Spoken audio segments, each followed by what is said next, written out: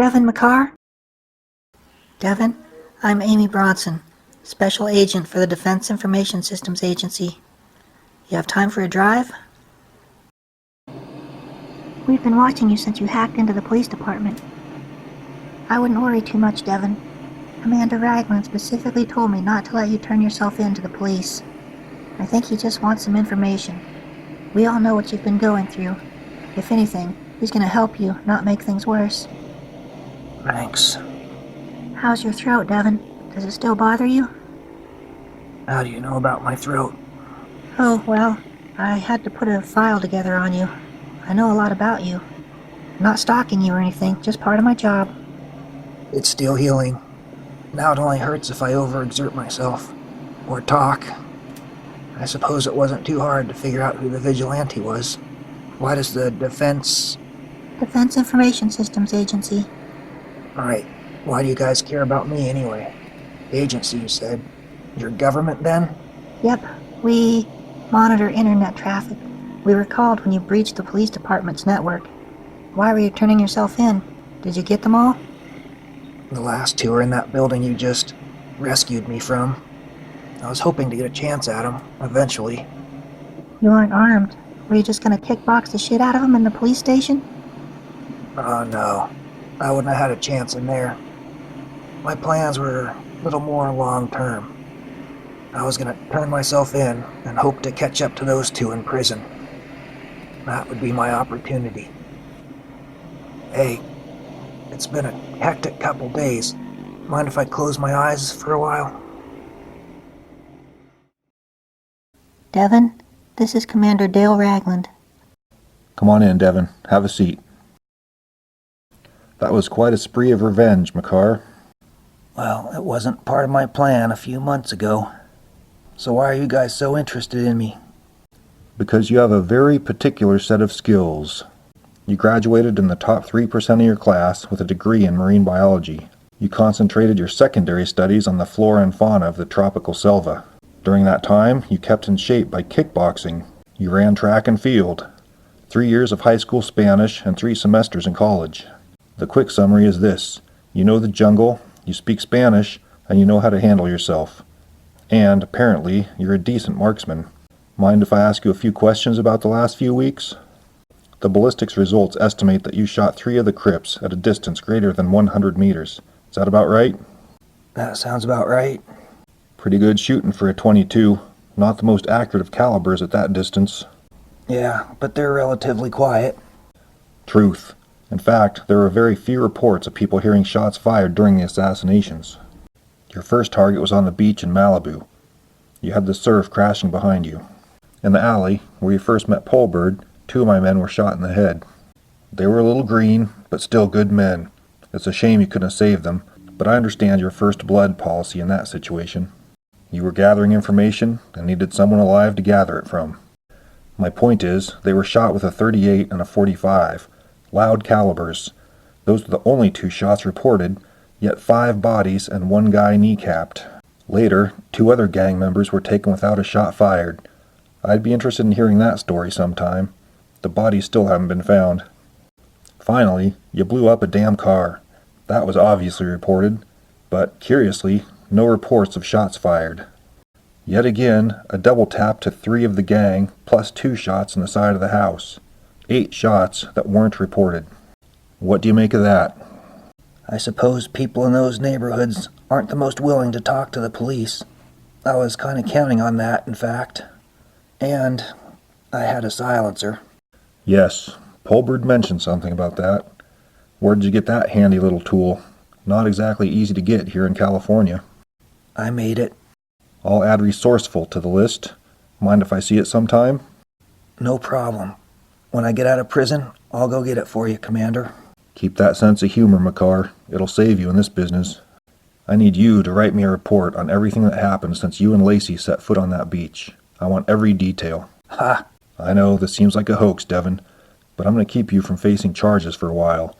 If you're interested, that is. I'm open to new opportunities. Good. Then grab yourself a drink and let's head down to the command center. Devyn, you've already met Polbird. No hard feelings, Mr. McCar. I guess you saved my life in the end. I guess. All right, McCar, have a seat. In the 1970s, Colombian drug traffickers in Medellin decided to band together and combine their drug shipments. Medellin operates out of the port city of Cartagena on the Atlantic side of Colombia. By joining together, they cut their chances of financial ruin if a single shipment was seized. This worked better than they'd planned and led to huge, low-risk profits. The result? The organization of the Medellin drug cartel. Also in the early 70s, the Orejuela brothers and Jose Londono were the leaders of a small gang known as Los Chamas. They realized the profits from smuggling cocaine base from Peru and Bolivia to Colombia to convert into cocaine. They operated out of Cali, a city about 200 miles south of Medellin, and Buenaventura, a port city on the Pacific side of Colombia. The Cali cartel was formed, and now we have our two rival Colombian cocaine cartels. Back in 1989, the CIA built its first counter-narcotics center in the basement of its Directorate of Operations headquarters in Langley, Virginia. In 1991, the CIA financed new military intelligence networks in Colombia. But the new networks didn't do much to stop the drug traffickers. Instead, drug traffickers hired illegal paramilitary groups and supported death squads. The evidence, including secret Colombian military documents, suggests that the CIA is more interested in fighting this leftist resistance movement than it is in combating drugs. Following me so far? Got it. The traffickers also have informants in the DEA, and most of the other agencies. It's nearly impossible to get a DEA agent into Colombia. There is currently a $200,000 reward for the head of any U.S. agent. A few years ago, the National Security Agency asked DISA to become more directly involved in this fight. DISA deals with information. Our job was to gather relevant information on the cartels and feed the information to the CIA, DEA, and other drug enforcement organizations. Well, I quickly realized these efforts were worthless, as the CIA is no longer fighting this war directly, and the DEA is corrupted with internal informants. I took it upon myself to organize my own team in the operations division of DISA. My anti-drug team is called the Doves. The first 5 to 6 months were spent trying to gather information and recruit informants in the larger cities of the U.S. West Coast. Vancouver, Seattle, Portland, San Francisco, Los Angeles, San Diego. Basically the port cities where drugs are likely to enter. For the past 6 months, we've been confirming the sources of shipments and trying to put together a list of fronts, laundering establishments, drop-off areas, etc., as well as linking the local dealers with the big boys in Colombia. I started with a 5-man team just over a year ago. I've had 5 replacements feeding that 5-man team since it was established. 3 died in the last 2 weeks alone. It would have been 4 if you hadn't intervened in the alley. Again, thanks for not killing me, Mr. McCar. No problem. Now, I'm asking you to join this team for some assignments. Temporarily. I won't lie, your life will be placed at risk, but it will keep you out of prison for a while. I guess it's obvious I'm not a big fan of drug dealers. Count me in. Good. Here, take these. Agent Bronson, meet us in the command center, please. 3 of these files are on your colleagues. Polbird, Dan Joliker, you'll meet him later, and Amy Bronson. The others are informants and suspected traffickers. Don't worry, it's a condensed version. Okay, Devyn, Amy will give you the rundown on these files. I'll be in my office. Dale sure can't talk up a storm. He does have a lot to say. You sure you're doing okay, Devyn? I'll be fine. I just need to stay distracted. Well, I admire what you did. I'm glad Commander Ragland is keeping you out of prison, for now. Anyway, let's get to it. Polbird was one of the original Doves. 6'3", 170 pounds, blonde hair, 25 years old. He's our techie geek. Commander Ragland discovered him after he hacked into the NSA from his home computer. The commander needed a systems security expert here and kept him from facing any charges. Dan Joliker was also one of the first to join the Doves. He's 23, black hair, 6'1", 200 pounds. The commander recruited him from the military. He's currently still enlisted in the Army. Dan's a combat, reconnaissance, and intelligence specialist, a Green Beret. He's also qualified as a combat scuba diver, a free-fall parachutist, and is an expert in desert survival. He's a distinguished expert with rifles, including his weapon of choice, the .50 caliber Barrett. In other words, he's a sniper. Somehow, Commander Ragland has a deal worked out with Dan's upper brass. Dan joins the team when his unit is inactive. Then there's me, 24 years old, 5'6", 124 pounds, blonde hair, single. 4 years in the Army, intelligence specialist, and recruited by the CIA. I was helping set up the new network and database here at DISA and officially joined the Doves a few days ago. You're my first mission, so I have surveillance and recon under my belt. I'm certified as an advanced scuba diver and have my fixed-wing pilot's license. I'm working on single-rotor helicopter and jet engine. I'm a brown belt in Shotokan Karate, qualified as a marksman first class and a sharpshooter. My sidearm is a 9mm Beretta. Here's who we're up against. Drew Barnes, CEO of American Pacific Oil, charged and tried for money laundering and drug trafficking in cooperation with the Cali drug cartel. 2 witnesses against him in the case both mysteriously disappeared before the trial. Also before the trial, Barnes' art gallery, though suspected for money laundering, had an unfortunate accident. A Molotov cocktail was thrown through the window and burned the majority of the paintings, and, conveniently, all of the financial records. Insurance paid for the damages, which turned out to be a generous profit for Barnes. There was other evidence, but it was mostly circumstantial, and Barnes' lawyers had a field day with it. He was never convicted. Shortly after the trial, the DOJ's lawyer discovered damning evidence against Barnes that proven him guilty under the Racketeering, Influenced, and Corrupt Organizations Act, but he got off clean because of the double jeopardy laws. An interesting side note, his chief financial officer went missing a few weeks ago. He was giving information to the FBI. The Cali cartel drug lords. Archangel de Jesus Genoa Montoya. He has his fingers in nearly every aspect of the cartel's drug trade. Montoya is involved in the narco-trafficking sector, from overseeing the farming of the cocoa plants to their processing and shipping. He's not directly involved in security, but he does aid in the punishment and discipline aspects of the cartel. He's also involved in the financial and, to a degree, the political divisions of the cartel by way of money laundering, overseeing the front businesses, and in paying off federal officials and local authorities. Victor Patino. Patino has control of several cities around Cali, including Jumunji, Palmyra, and Yumbo. He's responsible for the security and operations of their maritime shipments.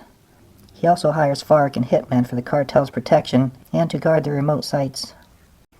FARC, or the Revolutionary Armed Forces of Colombia, is a militia, a death squad. They're considered terrorists to the Colombian government. They fund their operations through kidnapping and drugs. But they're also for hire mercenaries and guards. Patino has no problem enlisting these men into his ranks. Patino also plays an important role in money laundering and in the trafficking of cocaine base from Peru to the conversion laboratories in Colombia. Jose Londono. He's heavily involved in distribution. He's skilled in electronics and is responsible for most of the inventions used to smuggle drugs into the U.S. and Europe. The remaining files are a handful of West Coast informants. Agent Bronson, send McCar down to my office, please. There's not much information on them anyway. We'll get to them later. You hanging in there, McCar? Tough break, kid. You did what you felt you had to do, but a life sentence seems unfair for my take on things. I can really use someone with your cool head right now, and I don't expect you to believe me, but everything's going to be alright for you if you decide to stick with us. Actually, I'm doing better already, sir. I'm not sitting in a jail cell, and from what I've seen in these files, I'm looking forward to whatever it is you want from me. Call me Dale. It's good to know you're up for it, Devyn, because you start tomorrow. You and Amy are going to take a road trip up the coast, see what you can find out in those port cities. Those files should provide you with at least some leads. The guys on my team who were dealing with these informants were the same ones you saw get shot in the alley with Polbird. They were his backup. How would you feel if I got my rifle for this trip? Give me the information. I'll have someone pick it up for you. Anything else? Well, I have a small cash supply that might come in handy. Yes, I believe that came out of my petty cash. We'll finance this trip, McCar. You hold on to that money. Consider it payment for saving Polbird's life. Okay, the informants in San Francisco are Rafael Hoax and Miguel Sanchez. John was their contact. He was one of the men that was killed in the alley during Polbird's drug deal. We just need to find these guys and have them give up their source.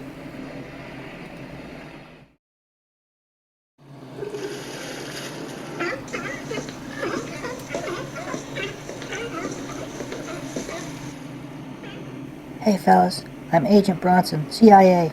I need some information on a couple guys who work around here. Raphael and Miguel.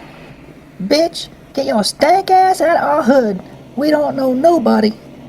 Yeah. Boys, you might want to watch your language around a lady. Man, this fool looks familiar. Yeah. He might be right. Bitch, I apologize for what I said earlier.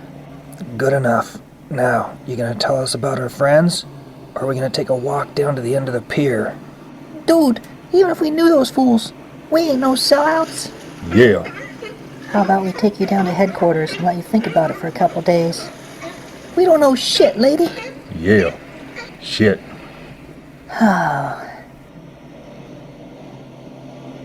You never turned in your CIA badge, huh?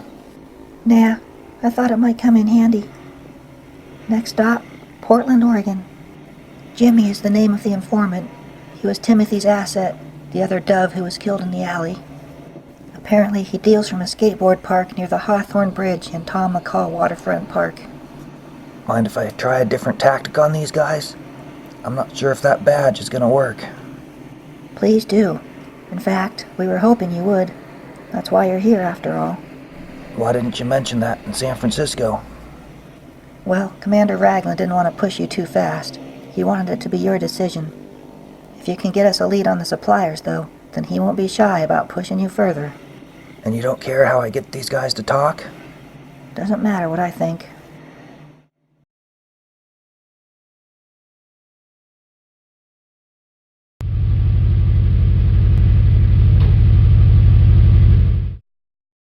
Tom McCall Skateboard Park. You'll never find a more wretched hive of scum and villainy. Cute.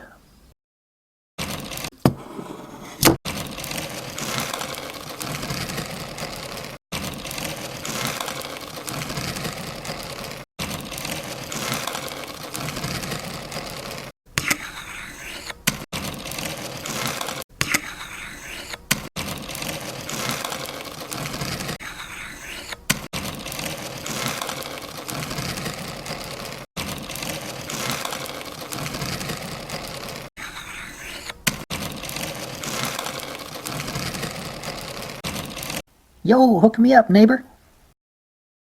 When I grab Jimmy, come pick us up. Want me to back you up? Yeah, that's not a bad idea. Get behind that garbage can. Back me up from there. Don't get near those guys.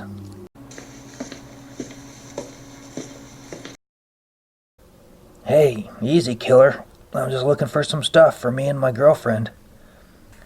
Dude, I'm a friend of Timothy's. He said I could get hooked up here. Yeah? Where the hell is Tim? I got more shit for that bitch, and he never showed to get it. I don't know, man. Just hook me up, will ya? You want some shit? Get it from Tim. And tell that bitch to come get his stuff. Pronto. You heard the man. Out. Alright then. Where'd you get your shit? I'll deal with that, dude. Are you a fucking idiot? Bull, get this fuck out of here. Hey, look out!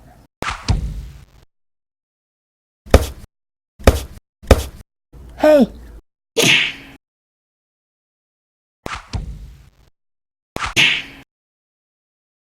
Just lie still for a minute, Jimbo. Let's go. Tell me about your dealer in Vancouver. Man, I don't even know his name. Alright, man, his name's Tony. Stop, man. He deals out of a town north of Vancouver, man. I think he gets a shipment every couple weeks. Far as I know, they do all their dealing on the docks up there. What's this? It's H, man. Take it. Take it all. Heroin. Ah, well, here you go.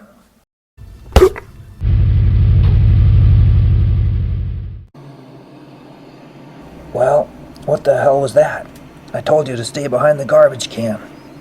Excuse me? They were teaming up on you. That guy was about to kick you in the head. I told you not to get near those guys. You were supposed to have my back. With your gun? Hey, I'm not going to shoot someone just because they're about to kick your ass. Oh, nice. You're gonna be great backup. How about you sit the next one out and let me handle it, okay? How about you screw yourself, McCar? I saved your ass back there, and we're both alive. Why don't you do one of your little breathing homes and take it down a notch?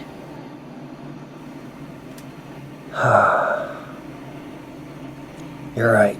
I'm sorry, Amy. I was scared. Terrified, in fact. I was helpless on the ground. I had no way to protect you from those guys. All I could think about... Hey, McCar. I know you don't know a lot about me, but I'm not helpless. I wasn't going to just start firing shots from behind a garbage can. You might be able to kill people and sleep well at night, but I've never killed anyone. And my first kill isn't going to be some worthless druggie in a skateboard park. I know. I didn't mean what I said. That eruption, that's not me. I was just concerned for your safety. I appreciate that, Devyn, but not every woman needs to be protected. That was the first thing I noticed about you. The confidence in your movements. Was it now? I mean, from your martial arts training. Alright, let's go find these guys in Vancouver.